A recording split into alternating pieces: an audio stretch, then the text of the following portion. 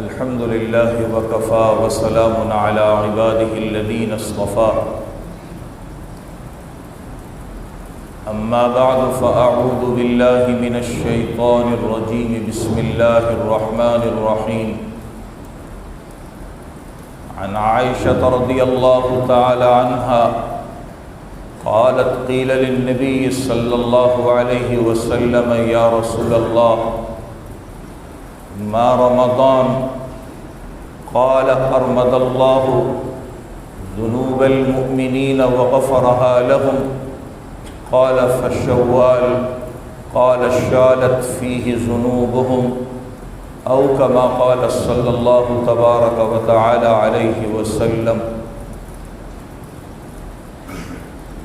حضور اکرم صلی اللہ علیہ وسلم کی احادیث طیبہ میں سے ایک حدیث کا ایک حصہ تلاوت کیا ہے۔ دعا ہے کہ اللہ تبارک و تعالی اس کا صحیح مفہوم بیان کرنے کی اور ہم سب کو اس پر عمل کرنے کی توفیق نصیب فرما دیں۔ رمضان المبارک گزرنے کے بعد شوال کا مہینہ ایک نئی زندگی کا آغاز ہے۔ یہ نئی زندگی رمضان المبارک کی زندگی کے اوپر منحصر ہے۔ انسان رمضان المبارک کے مہینے میں اللہ تبارک و تعالی انسانوں کے قلوب نرم فرما دیتے ہیں۔ گنہگار سے گنہگار انسان بھی اللہ رب العزت کی عبادت میں لگ جاتا ہے، لیکن رمضان المبارک کے مہینے کے گزرنے کے بعد ان عبادتوں کو چھوڑ دینا اور عبادتوں سے غافل ہو جانا یہ انسان کے لیے خوش بختی کی علامت نہیں ہے۔ اسی لیے میں نے شروع میں عرض کیا کہ شوال کا مہینہ ایک نئی زندگی کا آغاز ہے۔ عام طور پر ذہنوں میں یہ بات ہوتی ہے کہ رمضان المبارک کے مہینے میں پروردگار عالم کی رحمتیں برکتیں برستی ہیں تو انسان عبادتوں سے، دعاؤں سے، گناہوں کی معافی سے انہیں لوٹنے کی کوشش کرتا ہے۔ اس کا یہ مطلب نہیں ہے کہ اللہ تبارک و تعالی دیگر مہینوں کے اندر انسان پر رحم نہیں فرماتے، مہربانی نہیں فرماتے، اپنی رحمتیں نہیں برساتے۔ یہ ہمارا ذہن کج ہے، یہ اپنی سوچ کے اعتبار سے اللہ کی رحمت کو سمجھتا ہے اور اس کو مختصر کرنے کی کوشش کرتا ہے۔ میں نے ایک حدیث تلاوت کی ہے، ابو بکر بن مردوے رحمۃ اللہ علیہ نے اس کو اپنی کتاب میں لکھا ہے۔ بی بی عائشہ الصدیقہ رضی اللہ تعالی عنہا روایت کرتی ہیں، فرماتی ہیں کہ رسول کریم صلی اللہ علیہ وسلم سے پہلا سوال کیا گیا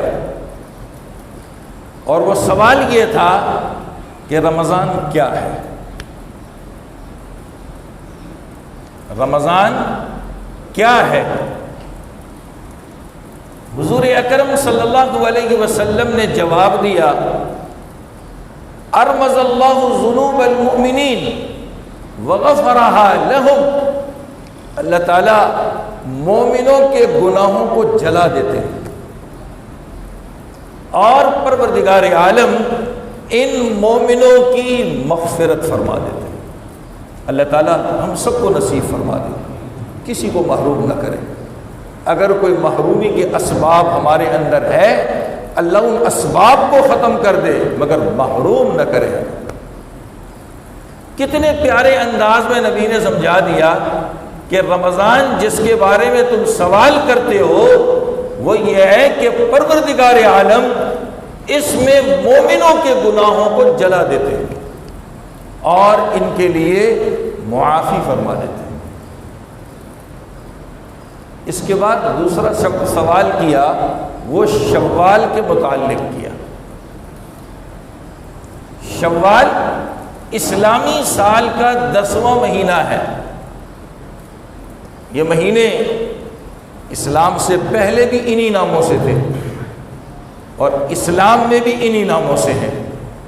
البتہ حضرت فاروق اعظم رضی اللہ تعالی عنہ نے اس کی گنتی میں جو ترتیب آگے پیچھے ہو گئی تھی، آپ نے اس کو درست فرمایا، جو الحمدللہ اب تک چل رہی ہے اور انشاءاللہ قیامت تک یہ چلتی رہے گی۔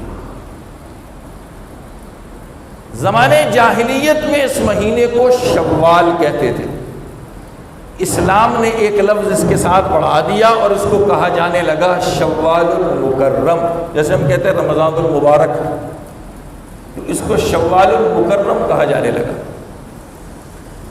علامہ سخاوی رحمۃ اللہ علیہ نے ایک مقام پر لکھا ہے کہ عربی زبان کے اندر شوال اٹھنے کے معنی میں آتا ہے، کسی چیز کو اٹھانا۔ دوسرا معنی لکھا ہے کسی چیز کا بکھر جانا، اور تیسرا معنی لکھا ہے کسی چیز کا خشک ہو جانا۔ زمانے جاہلیت میں عرب لوگ جب یہ شوال کا مہینہ آتا تو اپنے گھروں سے نکل جاتے تھے۔ کیا کرتے تھے؟ کوئی شکار پہ چلا جاتا، کوئی جنگلوں میں چلا جاتا، کوئی پہاڑوں پر چلا جاتا، اپنے گھر خالی چھوڑ دیتے تھے، بکھر جاتے تھے زمین کے اوپر۔ کوئی کدھر جا رہا ہے، کوئی کدھر جا رہا ہے، کوئی کدھر جا رہا ہے۔ ہمارے یہاں بھی ایسا معاملہ ہوتا ہے، عید آتی ہے وہ اسی شوال میں آتی ہے، لوگ ادھر ادھر بکھر جاتے ہیں، چلے جاتے ہیں۔ پھر علامہ سخاوی رحمۃ اللہ علیہ نے لکھا کہ اسی شوال کا دوسرا معنی ہے اٹھانا۔ کہا عرب لوگ کہا کرتے تھے کہ اونٹنیوں نے اپنی دموں کو اٹھا لیا۔ مستی کے اندر جب جانور شوخی میں ہوتا ہے، مستی میں ہوتا ہے، تو وہ دم اٹھا کر کے کبھی ادھر بھاگتا ہے، کبھی ادھر بھاگتا ہے، کبھی ادھر بھاگتا ہے۔ اور تیسرا معنی اس کا علامہ سخاوی رحمۃ اللہ علیہ نے کیا ہے کہ خشک ہو جانا۔ اونٹنیوں کے تھنوں کے اندر جو دودھ ہوتا تھا وہ جاہلیت میں ان کی ایک رسم تھی، ایک سوچ تھی کہ جی اس مہینے میں اونٹنیوں کے دودھ خشک ہو جاتے ہیں، دودھ دینا بند کر دیتی۔ اسلام جب آیا تو حدیث سے اس مہینے کو جو شوال کی نسبت حاصل ہے، اسی کے مطابق میں نے ابن مردوے رحمۃ اللہ علیہ کی کتاب سے حدیث پڑھی ہے۔ رسول کریم صلی اللہ علیہ وسلم سے سوال ہوا کہ شوال کیا ہے؟ حضور اکرم صلی اللہ علیہ وسلم نے فرمایا شالت فیہ ذنوبہم، اللہ اس مہینے کے اندر اپنے بندوں کے گناہوں کو اٹھا لیتا ہے۔ ہم نے تو یہ سمجھا ہے نا کہ صرف رمضان میں گناہ معاف ہوتے، ایسا نہیں ہے۔ کتابوں میں ایک عجیب نکتہ لکھا ہے، کہا شوال کے مہینے میں انسانوں کے گناہوں کا اٹھنا اللہ تعالیٰ جو اس کو اٹھا دیتے ہیں، ختم کر دیتے ہیں۔ اور اسی روایت کے آخر میں جو میں نے تلاوت کی ہے اس کا آخری جملہ میں نے چھوڑ دیا تھا، اس میں حضور اکرم صلی اللہ علیہ وسلم نے فرمایا کہ کسی انسان کا کوئی گناہ باقی اللہ نہیں چھوڑتے، اللہ اس کو معاف کر دیتے۔ یہ شوال کے مہینے کی برکت ہے، انسانوں کے گناہوں کا معاف ہو جانا، گناہوں کو نہ چھوڑنا، یہ شوال کے مہینے کی برکت ہے۔ اب شوال کے مہینے کے اندر گناہوں کی معافی، پروردگار کی طرف سے ان گناہوں کا ختم ہونا، ایک ہم برکت رمضان سے سمیٹ کے آئے۔ اس میں عبادتیں کی، اللہ کے لیے روزے رکھے، اللہ کے لیے تکلیفیں برداشت کی، اور عبادت میں اپنے آپ کو لگایا۔ یہ تو جسمانی عبادت ہے۔ اسی مہینے میں انسان مالی عبادت کرتا ہے، صدقۃ الفطر ادا کرتا ہے۔ اور تیسرا نقطہ کتابوں میں لکھا ہے کہ انسان نماز عید کے لیے آ کر بیٹھ جاتا ہے۔ ان تین چیزوں کی برکت سے اللہ تعالیٰ شوال کے مہینے میں انسان کے گناہوں کو معاف کر دیتا ہے۔ اس پر ہمیں شکر ادا کرنا چاہیے کہ اللہ تعالیٰ نے الحمدللہ اس نماز عید کے لیے اپنے گھر میں ہم کو جمع کر دیا ہے۔ تو اللہ تعالیٰ اب اسے ہمارے گناہوں کی معافی کا ذریعہ بھی بنا دے اور ہمارے گناہوں کو معاف بھی کر دے اللہ تعالیٰ۔ یہ مہینہ بہت محترم مہینہ ہے، بہت محترم مہینہ ہے۔ غنیہ کے اندر یہ لکھا ہے کہ پروردگار عالم نے جب جنت بنائی تھی تو وہ جنت اسی شوال کے مہینے میں بنائی تھی۔ اس جنت کے اندر ایک درخت ہے جس کو حدیث میں شجرہ طوبہ کہتے ہیں، یہ بھی پروردگار عالم نے اسی مہینے کے اندر بنایا۔ ایک روایت میں آتا ہے حضور اکرم صلی اللہ علیہ وسلم ایک مجلس میں تشریف فرما تھے، آپ نے جنت کا تذکرہ کیا اور اس جنت کے اندر شجر طوبہ کا تذکرہ کیا۔ اس کے تذکرے میں آپ نے فرمایا کہ اللہ تبارک و تعالیٰ نے اس درخت کی اونچائی اتنی رکھی ہے کہ اس کی اونچائی اللہ کے علاوہ کسی کو پتہ نہیں۔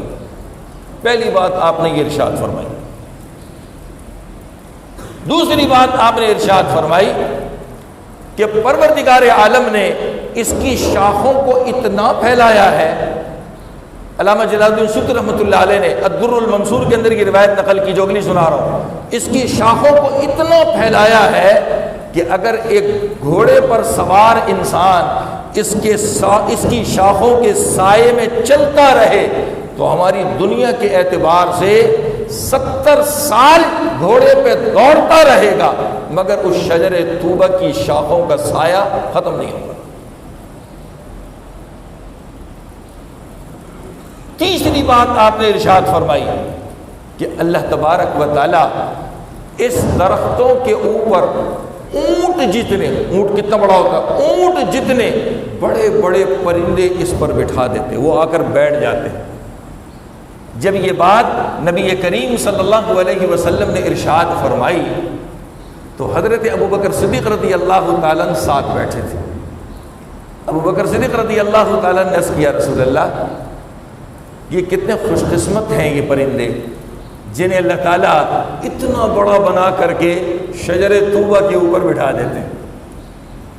لیکن اس سے اگلی بات جو نبی نے فرمائی، قربان جائیں اپنے نبی کے اوپر، کیا پیاری ارشاد فرمائی، کہا ابوبکر تجھے ان پرندوں کے اوپر اور ان پرندوں کے درخت سے فائدہ اٹھانے کو تو بہت بڑا سمجھ رہا ہے، اس سے بڑی چیز یہ ہے کہ جو بندے ان درختوں سے فائدہ اٹھائیں گے وہ ان سے بڑے قیمتی ہوں گے۔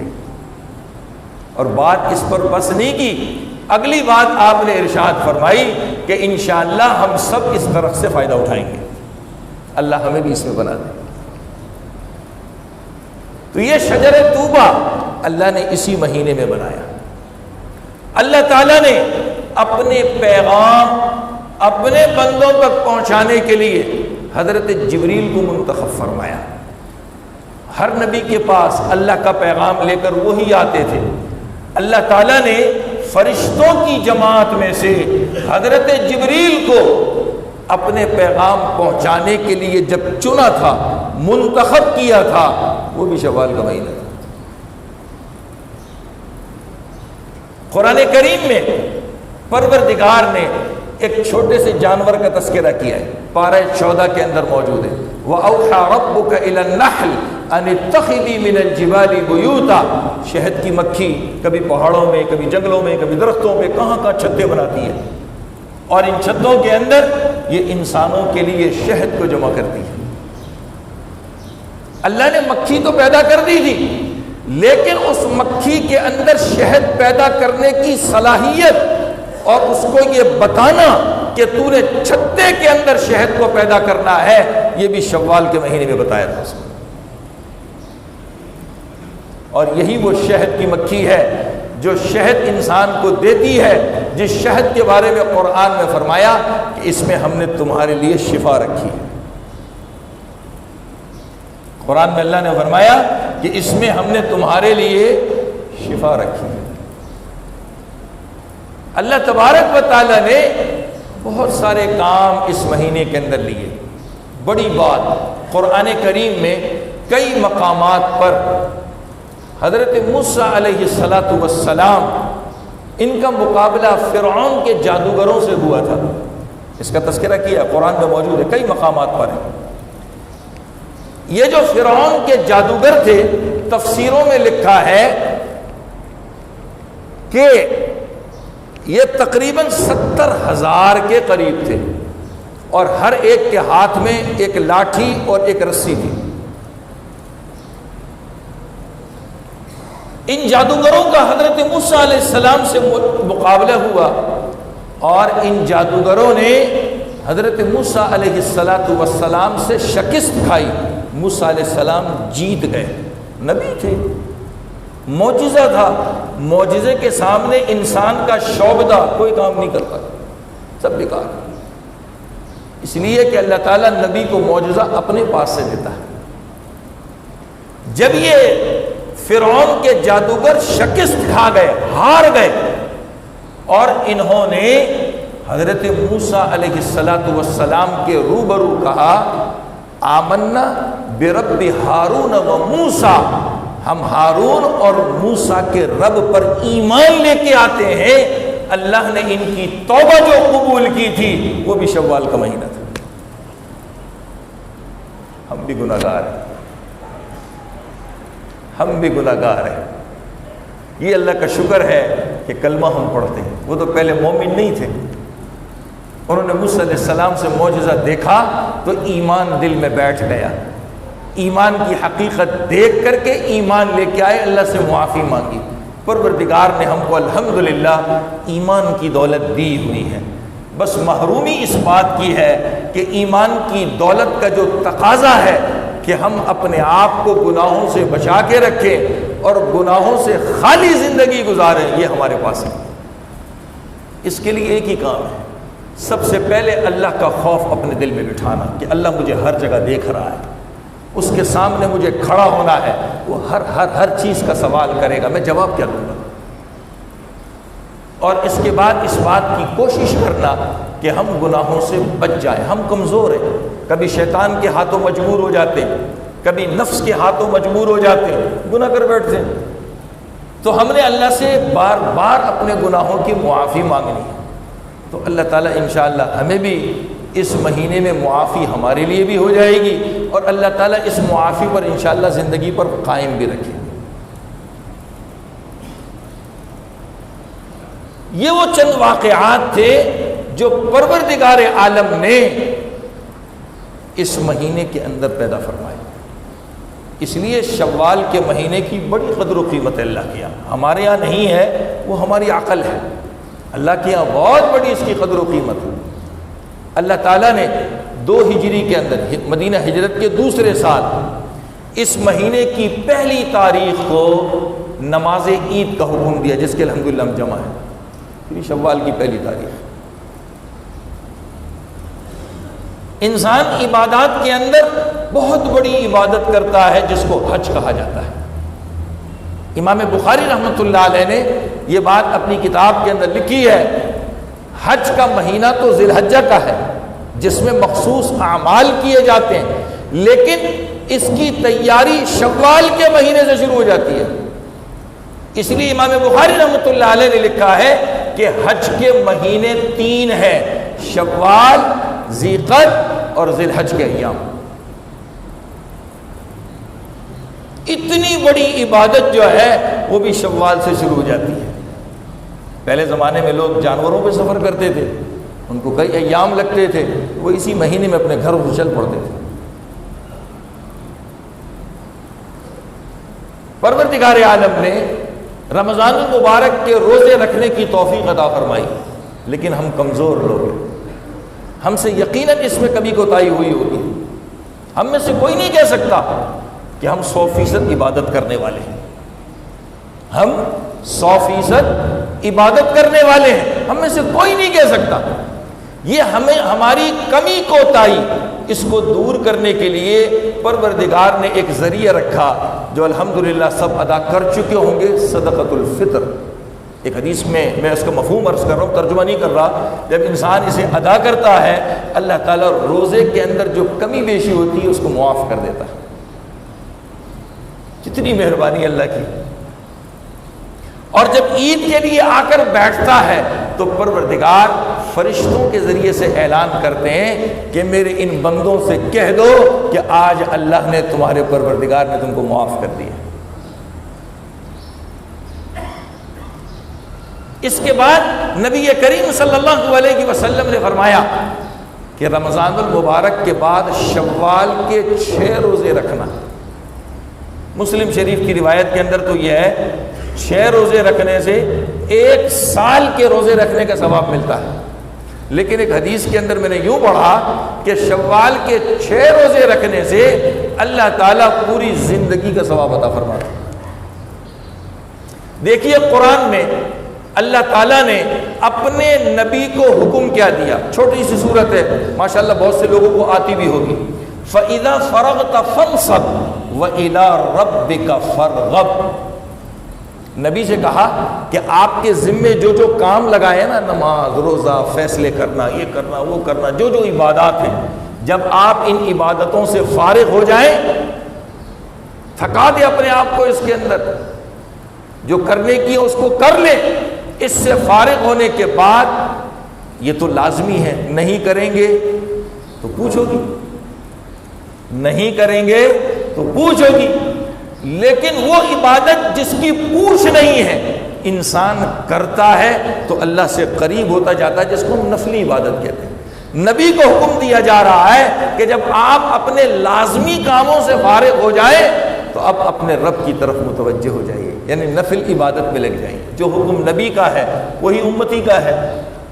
اب ہم یہ نہ سمجھیں کہ ہم نے تو رمضان کے فرض روزے رکھ لیے، وہ بھی بڑی مشکل سے رکھے، بہت مشکل پیش آئی، بہت سی چیزوں سے رکنا پڑا، اپنے نفس کے اوپر جبر، آج تو ملا جی نے کہہ دیا 6 روزے اور رکھو، تو ضروری نہیں، سہولت کی بات ہے۔ اللہ تعالیٰ جس کو سہولت عطا فرما دے، جس کے دل میں شوق اور رغبت پیدا فرما دے، تو وہ پورے سال یا پوری زندگی کے ثواب لینے کے لیے تھوڑی سی محنت اور بھی کر لیتا ہے، وہ تھوڑی سی محنت جو ہے اور بھی کر لیتا ہے، اور باقی ہماری طرح اگر سست اور کاہل ہو تو پھر وہ فرضوں کے اندر بھی جو ہے کوتاہی کرتا ہے۔ بہرحال نبی کریم صلی اللہ علیہ وسلم نے شوال کے 6 روزوں کی ترغیب دی امت کو۔ پورا مہینہ ہے، 29 دن، پہلے دن تو روزہ نہیں رکھ سکتے، آج جو عید کا دن ہے اس میں تو روزہ رکھنا حرام ہے۔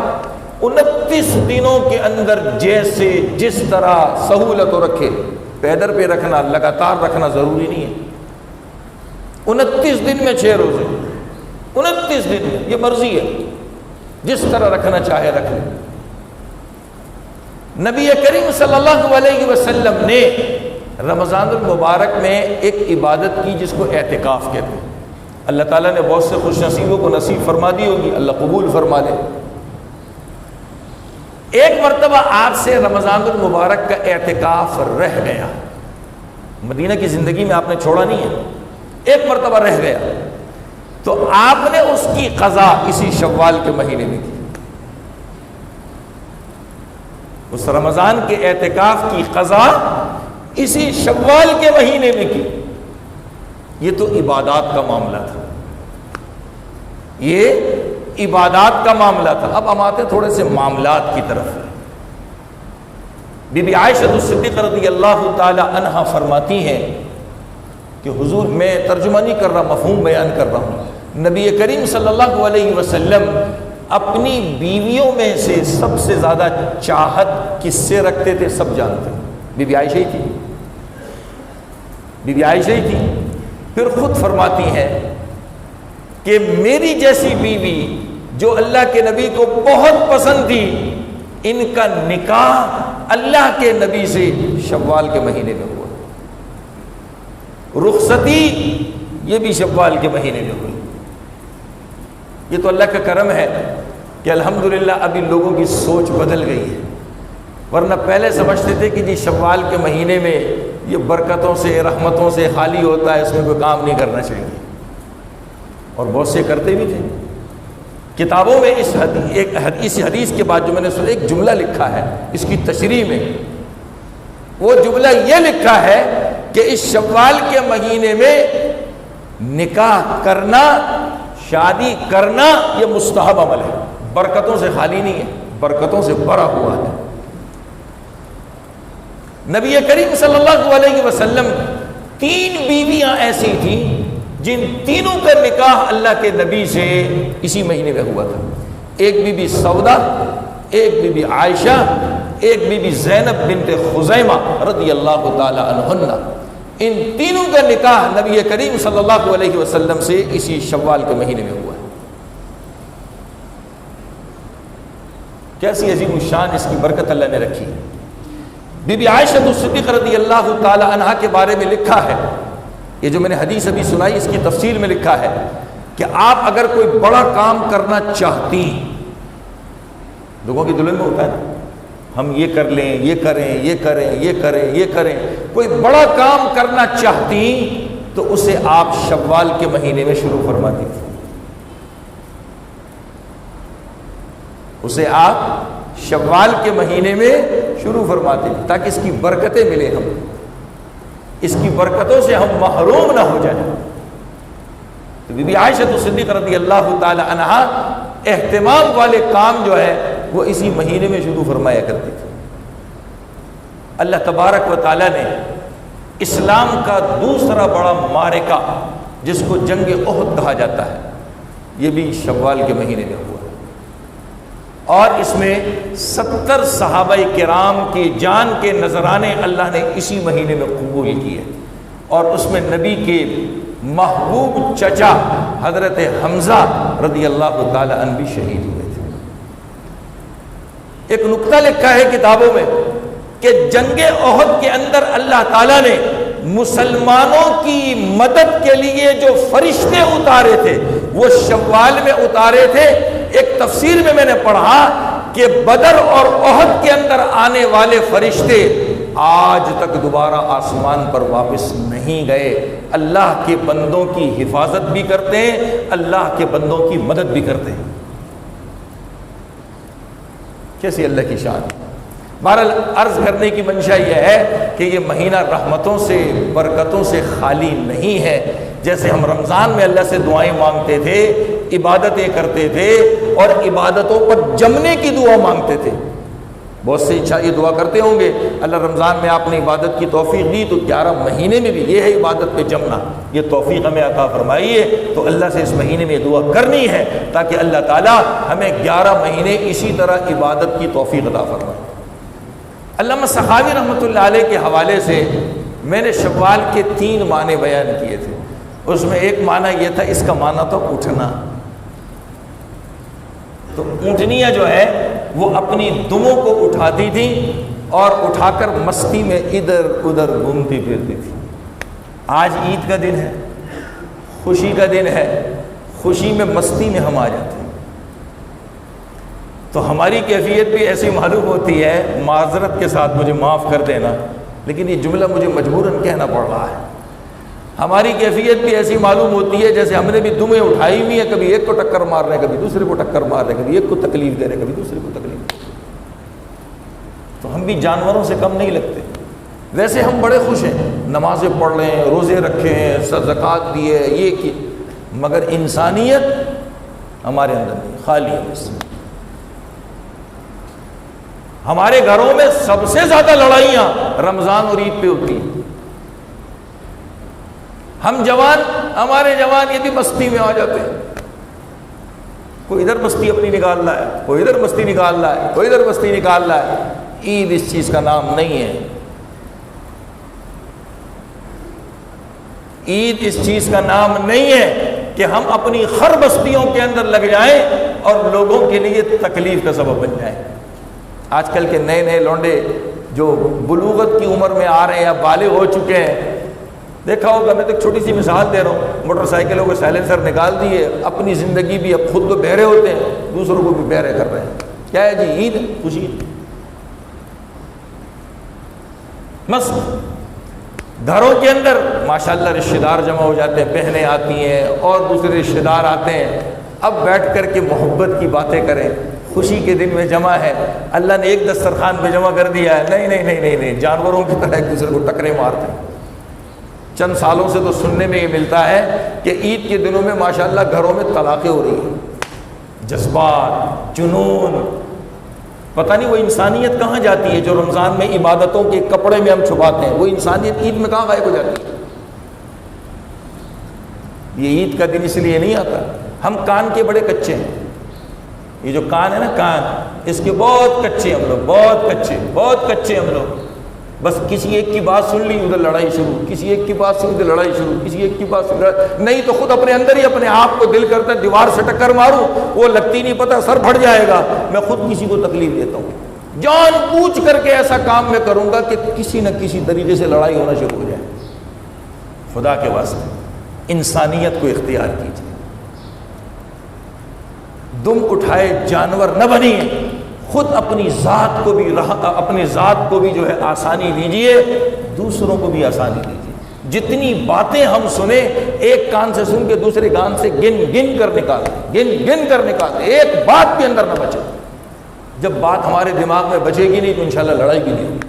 بھائی بہن لڑ رہے ہیں، ماں باپ اولاد لڑ رہے ہیں، میاں بیوی آپس میں لڑ رہے ہیں، وہ گھر میدان جنگ بن جاتا ہے۔ یہ عید کا دن اس لیے نہیں آیا۔ ہمارے بڑے بھی جو ہے نا وہ بھی آنکھیں بند کر کے ہمارے بڑوں کے سامنے یہ سب کہانیاں ہو رہی ہوتی ہیں۔ وہ آج کل تو ہمارے اندر سے وہ چیز مادہ ختم ہو گیا نا، کسی کو ہم سمجھائیں کچھ بتائیں، ہم زبان بند کر لیتے ہیں، آنکھوں کو بند کر لیتے ہیں، اور ہماری سوچ یہ جو کرتا ہے کر، مجھے اس سے کیا۔